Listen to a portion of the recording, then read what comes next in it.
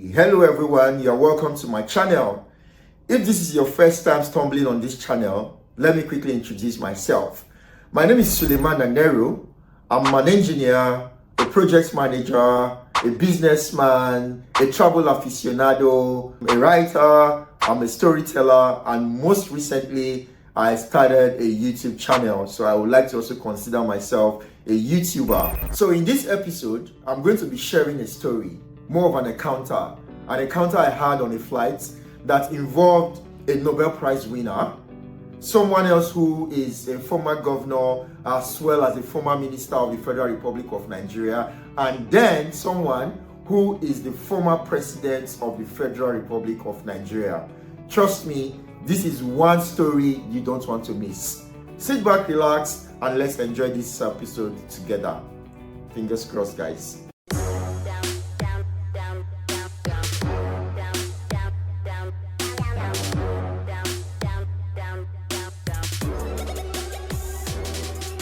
So I'd like to begin this story by saying I was recently in South Africa for an engineering training. This training was sponsored by my office, and it gave me the opportunity to explore South Africa outside of the training that I went for. I visited a number of South African cities. I was in Cape Town, I was in Johannesburg, and I was in Durban. I met a lot of fantastic and wonderful people, amazing South Africans. The interactions were massive, the interactions were enormous, the interactions were epic. And if you sit back and scroll through this channel, I'll be posting a lot of those encounters in this channel.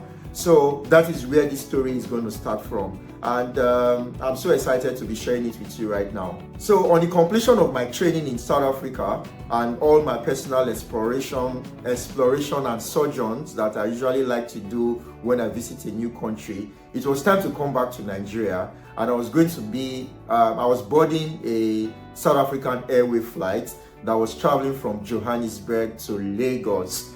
And it was on this flight that I had a wonderful encounter in my life that I'm not going to forget in a hurry, and I'm going to be sharing with you right now. So because I was on a business trip, I happened to have been fortunate to be flying the business class on this particular South African Airways flight that was flying from Johannesburg to Lagos. At the business lounge, I saw someone that looked like a renowned person, a renowned professor, a renowned Nigerian. And this person is no other person but the famous Professor Wole Soyinka. But I was busy on my laptop. I was just doing a lot of random things. I was trying to edit one video. I was trying to check out one work document. And so I didn't pay so much attention to it until it was time to board the flight. And when we got to the boarding gate area, I saw this same man again. And I'm like, this should be Professor Wole Soyinka. But you know, sometimes you can mistake people who are identical. So I walked up to him and said, "Hello, sir." He looked at me with those professorial eyes and said, "Hello." And I told him, "You look very much like Professor Wole Soyinka. Are you him?" And he looked at me and smiled and said, "Well, I am not Professor Wole Soyinka, but I have heard from a number of people oftentimes that I look like Professor Wole Soyinka."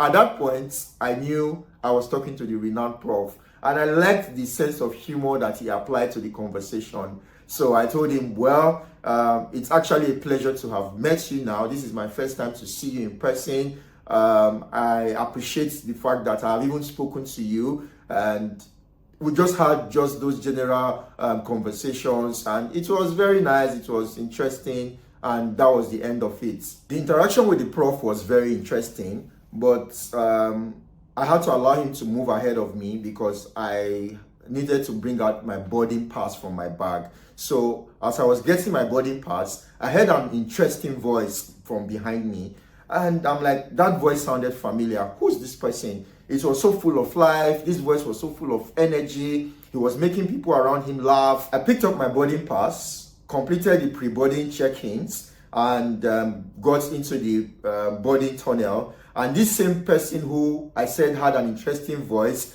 completed the same process and was behind me. So I turned around and looked at him.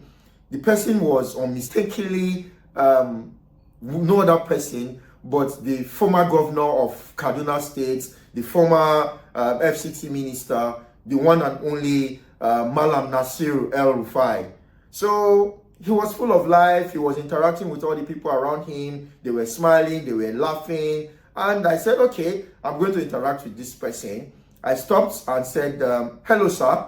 Are you Mallam Nasir El-Rufai? He paused. I'm like, am I? No, I am not Mallam Nasir El-Rufai, but I am his elder brother.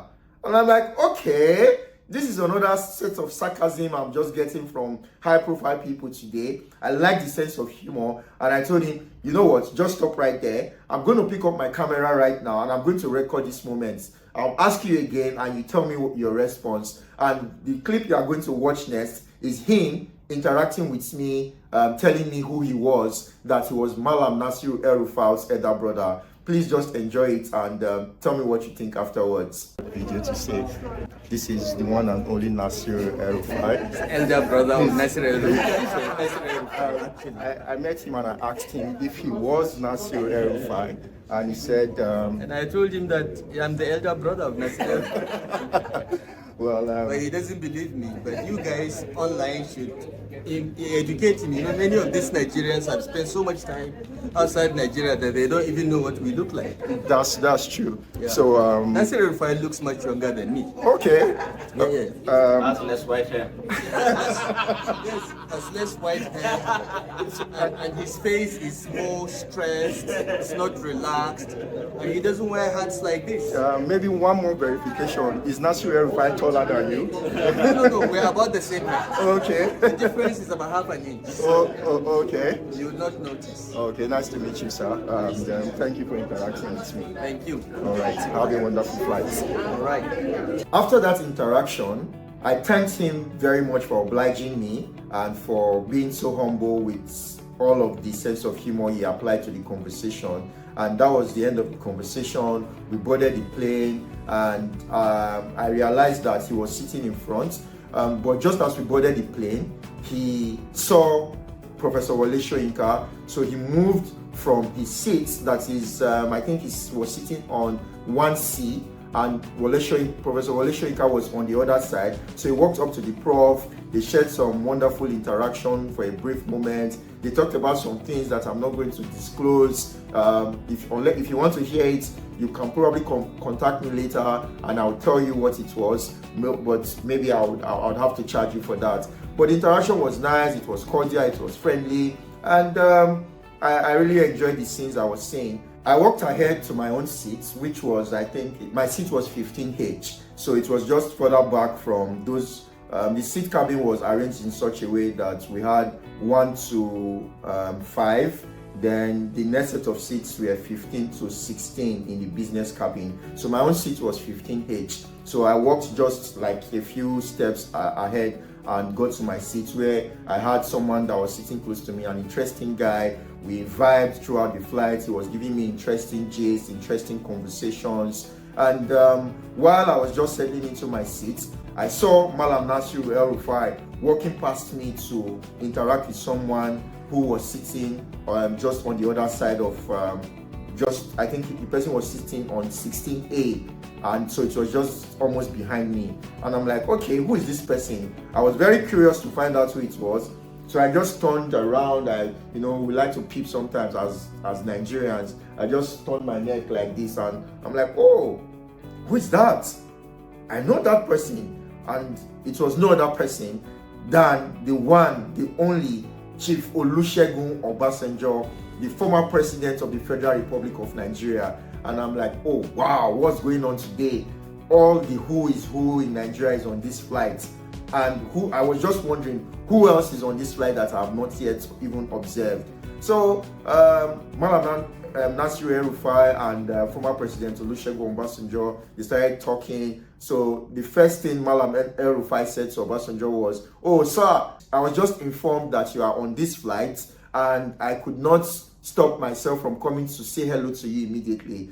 And Obasanjo, in his usual demeanor, now said, El-Rufai, I didn't know you were on this flight. If I knew you were on this flight, I would not have even bothered to board. And the boatmen burst into serious laughter. And El-Rufai told him that, if you are not going to board this flight, that means he wants us to crash. You want the plane to crash. So the interaction was just really nice. It was friendly. It was wonderful. And I was just eavesdropping into the conversation. I needed to just feel how these leaders, how these top people, how they communicate amongst themselves. And there were a lot of conversations that happened. He was El-Rufai. I couldn't describe how humble he was. In order for him to feel comfortable, he knelt down using one knee to balance himself, placed his elbow on the armrest, talking to Baba. Both of them were just talking about a lot of things. Again, if you want to hear the details of what they discussed, please reach out to me and I'll tell you how much I'll charge you for that, because it was a privilege for me to have been there, to have listened to the conversation, and I'm richer than I was. I'm richer than I was before I had those conversations. And if you want to hear how presidents and governors communicate, then I'm your go-to guy. So the conversation between both men continued until there was an announcement that will soon be taken off. So El-Rufai left him and went back to his seat. And everything was normal, everything was smooth. The takeoff was interesting, nothing outside of the ordinary, and we were airborne. So after takeoff, I told myself I could not be in a flight with this person and not have an interaction with him. So I unbuckled my seat belt, I stood up from my seat and walked straight to Baba's seat. I went to him and I knelt down, just almost similar to how El-Rufai was kneeling down, and said, "Hello, sir." So he was reading a book, so he dropped the book and, "Yeah, who are you, sir?" And he leaned towards me and I quickly introduced myself. I told him, "My name is Suleiman Aneru, I'm an engineer, I am this, I am that. It's a privilege, I'm honored to be meeting you. This is the first time I'm seeing you in person, and I couldn't be any more honored, I couldn't be any more blessed." I was just telling him how I felt, and he was just really, really nice. He was talking to me very calmly, and I told him that, "Baba, please don't be offended, but I would like to capture this moment in camera." And he was like, "Oh, why not?" I picked up my phone, switched on to the front camera, and I'm like, "Okay, hello everybody, this is so this is the next clip you are going to watch." But the interesting thing about this clip is that the former president prayed the most powerful prayer that I have ever been prayed for me, and I couldn't get over it. So just watch it and see how that conversation panned out. This is former President of the Federal Republic of Nigeria. It's an honor and privilege for me to be in his presence, and I just came to say hello to him, and he greeted me warmly, so it's my pleasure, sir. And I wish you a very blessed Thank you very much. You will be greater than Obasanjo. By God's grace, thank you very much, sir. Thank you very much, sir. I'm still basking in the euphoria of that encounter, and I probably would never be able to get over it. It was very rich for me, and all I can say is I wish former President Olusegun Obasanjo all of the very best of life, all of the very best in all his endeavors, and I cannot express how grateful I am that he had that kind of interaction with me, and he made it so seamless and enjoyable for me. So Baba, I wish you all of the very best, and keep being the interesting person that you are, sir. I went back to my seat feeling accomplished, and I was feeling so good. I continued the conversation I was having with the guy who was sitting next to me. He's a Nigerian based in South Africa. He's into power, renewable energy. He's into a lot of wonderful, interesting things, and I was amazed hearing the amazing things young Nigerians were doing. The interactions were very, very powerful. It was very rich. It was amazing, and for me, that is one of the most interesting things about my life, meeting people and hearing their stories, and for me to be able to relate with it and see the world from the eyes of other people. So that conversation with this young man continued for a while. We had dinner was cool. Everything was just really, really nice. And after a while, I knew I needed to try to take a nap. I was trying to sleep. and that was where the twist of this story is going to begin. Are you ready for the rest part of it? Are you sure you're ready?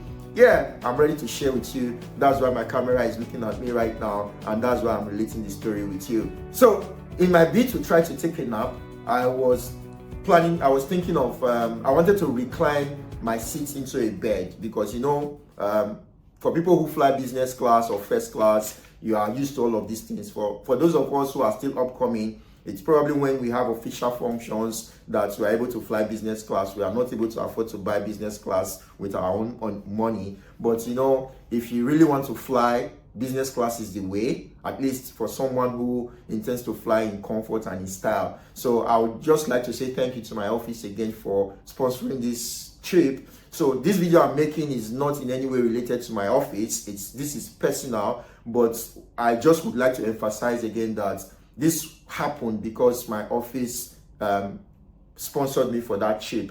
And after doing official functions, I had to do other personal things. So back to the story. I was trying to recline the seats. The buttons are there to try to recline and convert the seat into a bed. So I was pressing, nothing was working, and I'm like, don't I know how to do this thing anymore? Which kind of problem is this? This is what we call wahala. But I was not bothered, I was not fazed. I signaled the air hostess. She came and said, "Oh, what? Yeah, young man, what's the problem? What's going on?" I'm like, "My seat is not reclining." And she was like, "Okay, let me try to help you." She started pressing the button. She pressed. Unsuccessful, man. It was unsuccessful. And she was like, "Okay, you know what? I'm going to call the aircraft technician. He's sitting somewhere in front." And okay, I waited. The guy came and he was like, "Oh, I should stand up." I stood up from my seat. The guy started trying to adjust. He tried his best. He raised the seat up. I think they have some hydraulic mechanism under the seats that actually controls that function. He tried everything he could and it was unsuccessful. And then he stood up and gave up. Then he stood up after having a conversation with the air hostess. They both had a conversation between themselves and I think they reached an agreement. And then she came to me and said she's very sorry, but it appears there's nothing they can do on board right now. The aircraft needs to land for them to be able to reset the seats. However, they had a proposal for me. And I'm like, I'm all ears. I'm a businessman, so I like proposals. And she said, well, the aircraft technician seat is seat 1A in front. They are proposing that we swap seats. Since I want to sleep, his seat is fine, nothing is wrong with it. I should go and sleep on his seat while he comes and sits on my own seat. He would probably just sleep throughout the flight on a sitting position. And I'm like, okay, well, nice proposal. But the only problem is that this next guy who is sitting next to me, I'm enjoying our interactions. And if I leave here now, I'll probably miss out. However, let it not be as if I'm not an understanding customer to the South African Airways brand. I'll go to your seats, which is on 1A, and we're like, oh, wow, nice. We sealed the deal with a handshake. That's what businessmen do. For those of us that are aspiring to be businessmen like Tony Elumelu, the Dangotes of this world, we always like to seal deals with handshakes, and that was how we sealed the deal. So I carried my pillow, I carried my blankets, and moved straight to seat 1A. When I got to seat 1A, the person who was on seat 1C was sleeping, and I didn't pay so much attention to who it was. All I was thinking about at that point in time was to sleep. So I crossed by the person's side and moved to seat 1A. I sat down on the seat. I felt it. Okay, this is good. I pressed the recline button. It was reclining. I'm like, okay, this is a good deal that I just struck, right? So I eventually reclined the seat completely, and it was flat like a bed. I carried one of the blankets, I laid it on the bed, carried the other blankets, covered myself, and I slept. I had a nice sleep for like 2 hours, and it was nice. It was wonderful. So guys, when I woke up, I observed that the person who was sitting on seat 1C just by my side was awake, and the person was reading, and with their reading lights on. So I'm like, okay, who is this? What's this person reading? I tried to squint my eyes to see, but I was not wearing my glasses. I I can see without my glasses very well, but sometimes when the image is a bit far, I try to squint my eyes. So I was squinting to see what this person was reading, because I'm always fascinated about readers and what they read.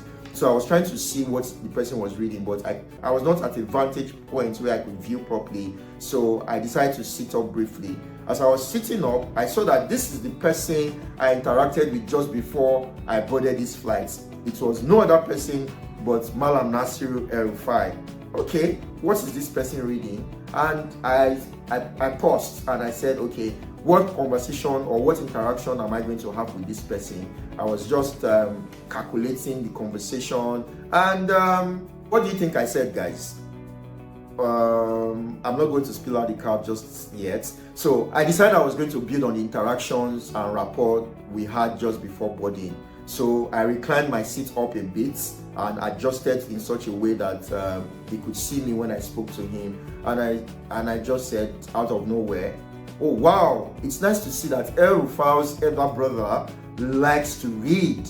He was surprised and he turned to the left where I was. I'm like, you again? How did you get here? Where's the aircraft guy that was sitting here before? How did you manage to swap seats?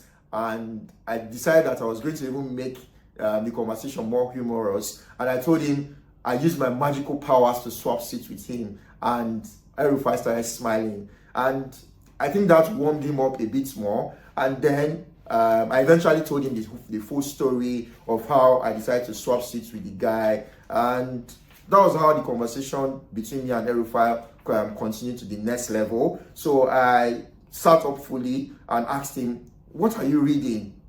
And he was more than happy to share. And it was like he was telling me all of the things that he was reading. He was reading this, he was reading that. And I was just listening and I felt, oh wow, this is a perfect opportunity. Interestingly, opportunities are not things that come every day. So at that moment, I remembered the elevator pitch I had learned at the Lagos Business School like 2 weeks before that encounter, and I felt this was an opportunity for me to put it to use. So I decided that I was going to just test something, and I was going to make the interaction much more beyond the surface that it was going to be. I was going to create an impression in this person's mind, and then I decided to use that opportunity to tell him about myself. So I used the elevator pitch to shoot my shot, as they would always say. After he finished telling me about the books he was reading, I quickly responded that I really loved his responses and I loved readers and all of that. And that although I am an engineer, I am someone who considers himself a man of many talents, that I am into project management, but outside of all of that, I am a writer, even though I'm not yet published, and I love telling compelling stories about wonderful things I see every day. And the voice I'm hearing from him right now and the way he's saying what he's saying, it's already sounding like a story I would like to tell. And apart from just telling stories with my writings, I've also started telling stories with videos. And I recently started a YouTube channel where I travel around the world and showcase all of the things I see around the world, bringing different people's stories to life. And as an offshoot of that, I even just recently started a series that I call A Day in the Life of Certain People. And this is to give us a glimpse of what goes on in those people's lives. And while I just heard him start talking, all that came into my mind is I would like to have a mini series with him with just this experience. I know this is the most awkward and bizarre environment. The lighting was not so great, the cabin was not well lit, the engine sound was causing a lot of noise. But some opportunities just come once, and no matter what the circumstances and challenges behind those opportunities, it's always just good to take them. And El-Rufai was like, oh, why not? I'm more than happy to feature in whatever you are doing, but we have less time. And I'm like, don't worry about that. I'll make do with whatever time we have left, and I just want to hear your experiences. So I'm going to be asking you the questions I would have asked you normally without a camera, but this time I'm going to just record it. And he was like, okay, let's go ahead, shoot your shot. And I shot my shot. You know, they always say you miss 100% of the shots that you don't fire. And sometimes all you just need to do is fire, fire, fire, and eventually you'll be on target. And I was on target this time. I took out my phone from my pocket. It was well charged. I turned on the camera. I switched to the front camera, and I clicked record. And I started recording what was happening. And like we always say, or like it is always said, success is the outcome when preparations meet opportunity. And maybe I've been preparing myself all of these years to be able to interact freely, unprepared. I told myself that I was unprepared for this interview, so was El-Rufai, and so we were equally matched. Even though he has a lot more experience, he's a technocrat, he's older, he has a lot more weapons in his arsenal, but this was an unscripted conversation, and so there was no need for anybody to be on guard. It was just going to be a usual conversation. The only thing that was changing is that I was going to film it, and we were just going to have a conversation. So I did. I started recording, and I started asking him various questions. I started with the very basic mundane questions about what he was reading, because that was how the conversation started. And just take a listen to how this conversation went. I will just be putting that conversation in the next clip, and you'll see how it went. I can complain because in the roles that I have had the privilege of playing in the public service, you can go and check. Everywhere I served, I did my best, as honestly as I could. I worked my butt off to make sure that that small part of Nigeria gets better. There is absolutely no doubt in my mind that I've tried my best. Now, one person alone doing his bit is not enough. All of us must do our bit for the country to move forward. The problem is, most of those that complain are only good at complaining. They are not willing to sacrifice, get their hands dirty, postpone instant gratification so that Nigeria will get better. Throughout the process of recording the interview, I never pressed pause for once. So even at the points where we were asked to adjust our seats, where we were asked to ensure the seats were now back in the upright position, they were getting the pillows, the blankets from us, I kept recording those scenes to just make everything as natural as possible. And I particularly liked that El-Rufai was down to earth. He was giving honest responses, and it was really, really interesting to see a man of that magnitude seeing the human side of him. And you know, sometimes when you read a lot of things about people online, you tend to get an image that may not actually represent the true picture until you interact with them. And that's why for me, I always like to maintain the school of thoughts that there are always three sides to a story: my side, your side, and the truth. And the truth is always a version that merges both my side and your sides together. So listening to him and hearing his perspective, hearing him talk, it was such a rich vibe, like such a rich experience for me. And I'm like, I can claim that I have done that. I have made my contribution, and the contributions are there. They're evident in Kaduna, they're evident in Abuja, and they're evident in the Nigerian economy when I was in charge of the Bureau of Public Enterprises and Privatization. You know what? I need to put all of these things together. So I think at this point, that's like the summary of the story. One other take-home point from it was that he agreed to be my mentor, and so when you see that I am foraying into bigger things, please be aware that El-Rufai has started mentoring me, and I'm becoming a bigger and better person. So we touched down, and I kept recording until the noise was too bad. I could not record anymore, and we completed the recording session. At that point, I remembered I had a deal with someone, the aircraft technician. So I had to tell El-Rufai that I needed to go back to my seats, and we'll continue the conversation later. I was going to put all of the videos that I recorded of him together and upload it in my YouTube channel. And it was like, fine, oh, that's wonderful, that's okay. I'm more than happy to do that,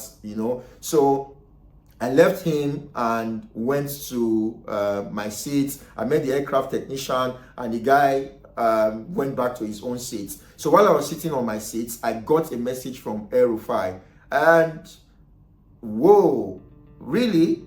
So the message is about me forgetting my glasses on his seat, and that he was going to hold the glasses for me until we get out of the plane, which he did. And I'm like, wow, what a wonderful gentleman that I just met and has become my mentor. And everything was just happening in such an interesting way. So, but I'll just say, after you finished watching this interview I had with him, you would agree that this is probably the most bizarre interview he has ever done, considering the circumstances that the interview happened. But you know, there's nothing as unique as something that is authentic, something that is original, something that is genuine, and that is all I got from this interview session.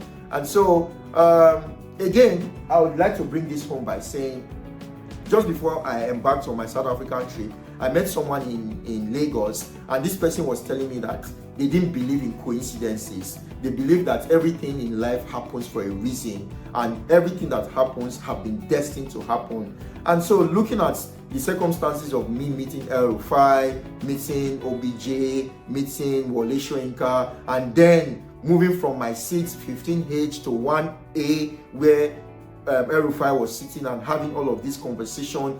If anybody had told me all of those would happen, I would have said it's a lie. But these things happen, and I would just like to say in closing that I'm grateful that it did happen, and I would like to especially now thank Professor Wole Soyinka for the opportunity to have just even spoke to him, to former President Olusegun Obasanjo for obliging me, interacting with me, and praying such a powerful, wonderful prayer for me. And I pray that God accepts those prayers of his, and that one day I would say, indeed, Obasanjo said I will be greater than he was, and God has answered those prayers for me.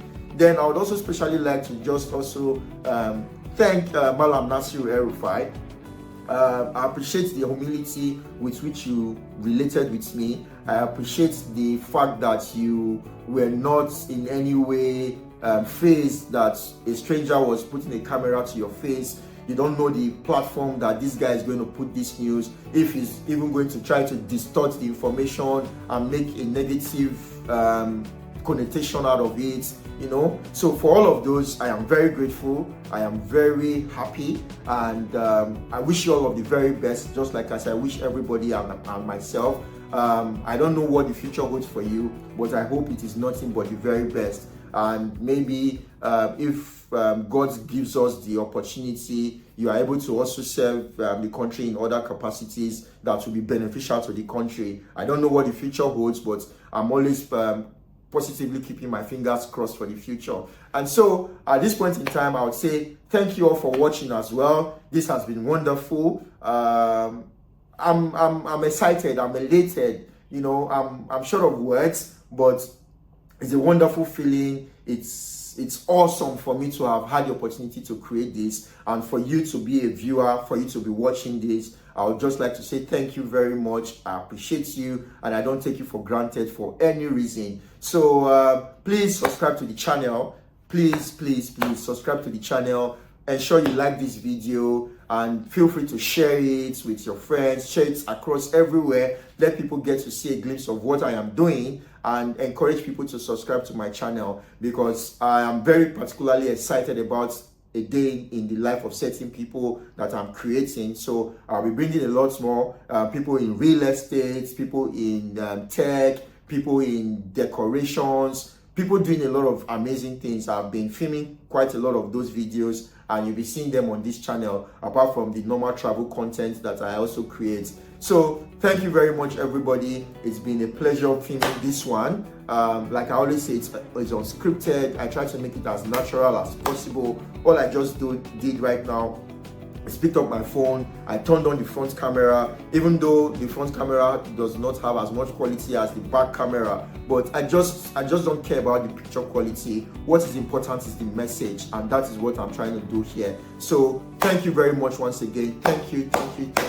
I can see that my subscriber count is growing, my YouTube channel is growing. Please keep watching, keep supporting, and it is this support that I need to take this to the very next level. This is all the encouragement that I need. Like I always say, I'm doing this out of passion. I have a full-time job as an engineer, and I manage other projects elsewhere. I'm a husband, I'm a father, but I constantly just want to harness my creativity, and that's the motivation to do this, and your support will make it go a long way. Please keep supporting, keep subscribing, keep sharing, and I will see you in the very next video. See you later, and stay tuned. Bye for now.